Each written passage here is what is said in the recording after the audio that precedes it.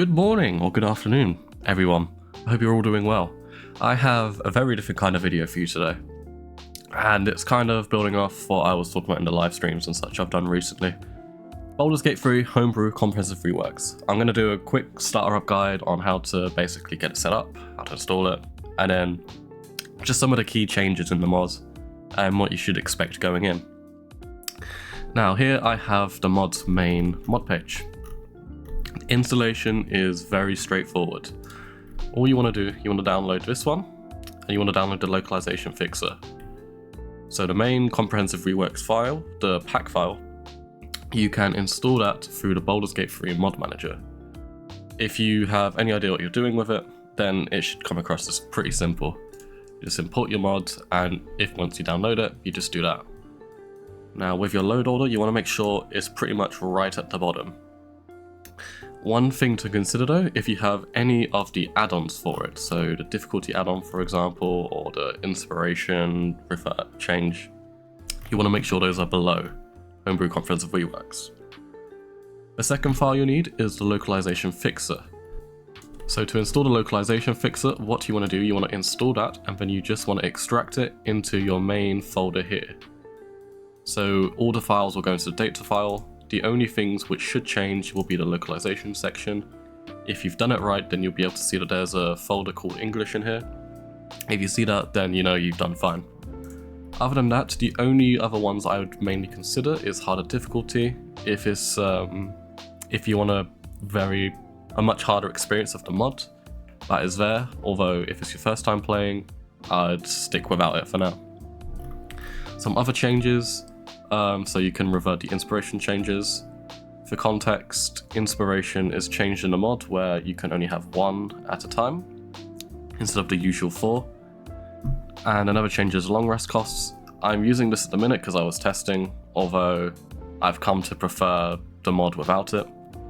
The normal amount of camp supplies you'll need when using the main mods will be 100. In honor mode that will be 200, where normally in the base game it's 40 or 80 depending on what difficulty you're on. But yeah, in terms of installation, that is the main stuff. There is also a mod subreddit, so you can get a lot of information about the mod here. So here you can see it has all the class changes, some community builds and such. I would definitely it'd be worth checking out to keep up to date on any major changes. The patch notes are also released here, so keep that in mind.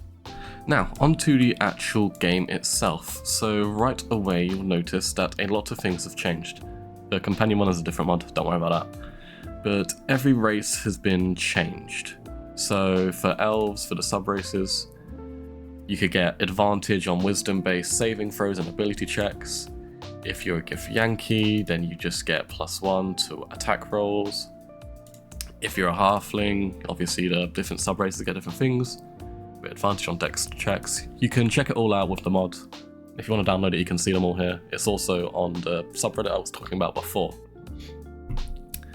The only one I would consider, like, maybe not trying out immediately, is the drow. They get disadvantage when they're in direct light and advantage when they're in darkness. And obviously that's quite a double-edged sword. And, you know, that's going to be with you for the whole game, so if you want to try that, please go ahead, but keep in mind that you will have to build around that. For the purpose of this, we'll just go with elf. And yeah, all the major classes have been reworked. Nearly every subclass from the base game is still here, apart from cleric. Cleric only have the life domain, the tempest domain, and the war domain. It is simply quality over quantity here. And honestly, these 3 subclasses are so in depth that it works fine. I have spoken with the developer of the mod and they are keen on adding more subclasses in general once patch 8 comes out, although obviously time will tell if that ever happens or how long it will take for those. But to show off some of the main changes, I am going to select Bard, as they have a special trait in the mod where they can learn any spell from any spell list. Not in the sense that wizards can learn any spells from scrolls, but they just can learn them naturally. So here you will see all the subclasses and all classes in general have much different effects. Obviously Bard is the same here, but College of Law you now get the best kept secrets, so you can learn 2 spells from Magical Secrets pool per level rather than 1. Obviously you get to choose the standard cantrips. There is a few new ones as the mod integrates 5e spells, but yeah. And you will notice right away you can choose a lot of different spells.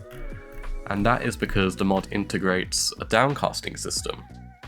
So any spell can be cast at level 1 or level 6, literally any spell. So let's give, for example, Globe of Resistance, if I can find it. There is a lot of stuff here. You know, we'll go with Misty Step actually, that's simpler. So normally it would be a level 2 spell, but you can actually cast it at any spell level you want. Misty Step is one of the only spells which doesn't have an upcasting change. But for example, Magic Weapon, you can use that at level 1, and when you upcast it, you can select an additional target per level. Even with things like Fireball, if I can find it. So you can use it at level 1, and it gets stronger and stronger as you upcast it. So it opens the gates to a lot of build variety. Bard is unique in the case that it can learn all of these spells. Obviously, if you were to go to something like a Cleric, they would be restricted to their own spell list, so it's not as daunting, but that part of it is still there. But yeah, for now, we'll keep Cleric. Proficiencies have also changed, so you get 2 with your starting class, just so you can use the initial starting gear, but at every odd level, you can choose a new proficiency to take, whether it be armor or weapons. So all martial weapons are restricted here, and all armor. So say at level 1 I wanted to get heavy armor proficiency, I can do that right away, any class. All the proficiencies are not class restricted. So I can take longsword, greatsword, whatever I wanted to. And at every odd level you can choose another one, so 1, 3, 5, 7, etc. With clerics and paladins can now also choose a deity. That hasn't really changed much at all there. And another thing, backgrounds, they are purely roleplay purposes now. They don't have an impact other than the random dialogue check or whatever. And inspiration. I don't think there is any dialogue checks for them, now that I think about it. But yes, it only affects inspiration now. The last major change, instead of getting a +2 with this, you now get a +3. So right away you can get 18 in your main stats.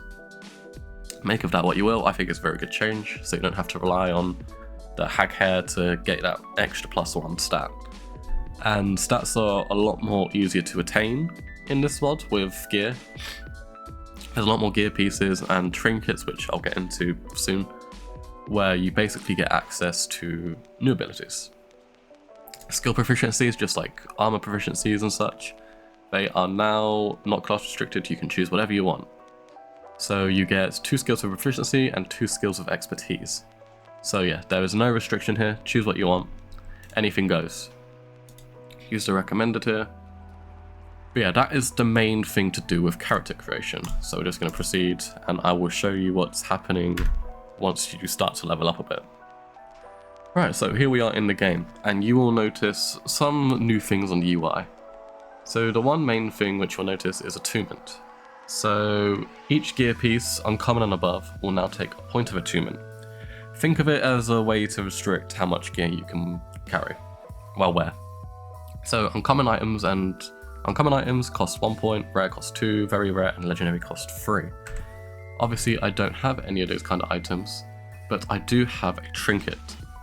So there are a lot of trinkets in the mod, and they all do different things. This one, for example, you gain a +1 to your armor class and saving throws. And where you equip this, where you would normally equip, is an interim. And these actually cost attunement as well, so as you can see, my attunement just went down for equipping that. And that will be the case for any uncommon and above items you decide to equip. And I've just cheated so I can show you what the level ups are like. So starting at level 2, each class gets access to new passives. So I believe it's about a list of 20 for each class. And they all have unique effects. So it can be as simple as like giving advantage in all constitution based saving throws. Or you can get a bit creative upon landing a killing blow or critical hit on a non-allied creature, emitting healing aura across 9 meters which restores 1d6 hit points multiplied by a proficiency bonus to you and your allies. and there is a lot of unique stuff here which enables all sorts of different builds. So you get the passives at level 2, 6 and 10. At that point in the main class, you can't subclass to get it at like level 2 and such. You can also get more through feats, which I will show you in a sec. For now, we're just gonna skip through this. Yeah, at level 3, you can see we get new proficiencies. So yeah, as such, you know, we can take long swords and such, more spells. Another thing to note, at level 3, 7 and 11, you can choose any spells from any spell list. So if you feel you need a spell which you don't normally have access to and it's essential to your build, you can take it. So for example, clerics don't normally get fireball, but if I feel like I really need it for my build, I can take it. With multiclassing, a lot of the build enabling stuff is acquired at level 1. So, you know, you get all the subclasses and such at level 1. You can get Pact of the Blade, level 1 Warlock for example.